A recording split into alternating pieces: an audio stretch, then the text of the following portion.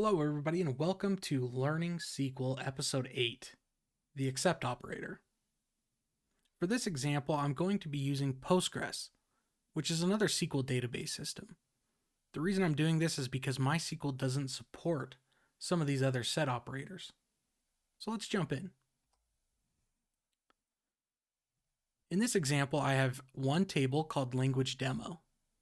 And this language demo contains records that contain a number, a string with the translation, and the language the translation is for.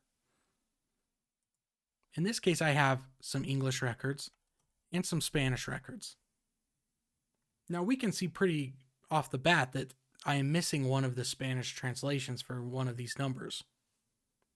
But let's see if we can use SQL to quickly identify this. In the previous episode, we showed how to use the union and union all operators to combine these two sets. For example,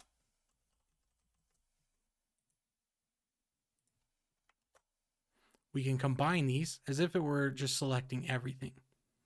But in this case, we want to find the records that don't have a number match. So in this case, we're going to make a few adjustments. First, we're only going to select the number column so that we have the same data to compare against. If we included the translation, the records would be considered unique and therefore included. So now if I use the union operator, we know that it will exclude any duplicates. So in this case, we should see records 1 through 4.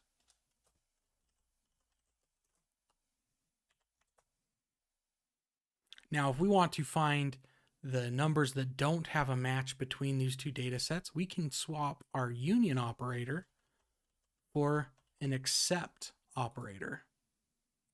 And this will do the opposite of a union, and it will only show us the records that are in English that don't exist in Spanish. In this case, we see that the number 4 is in the English translations, but not the Spanish translations.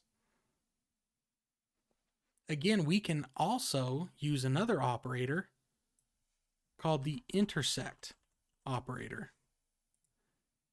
And this will include all the records that exist in both data sets.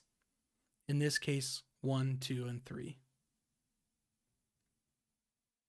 So those are two data set operators that we can use to find how two data sets are related to each other. In this case, we can find which ones are in exception to data set 1.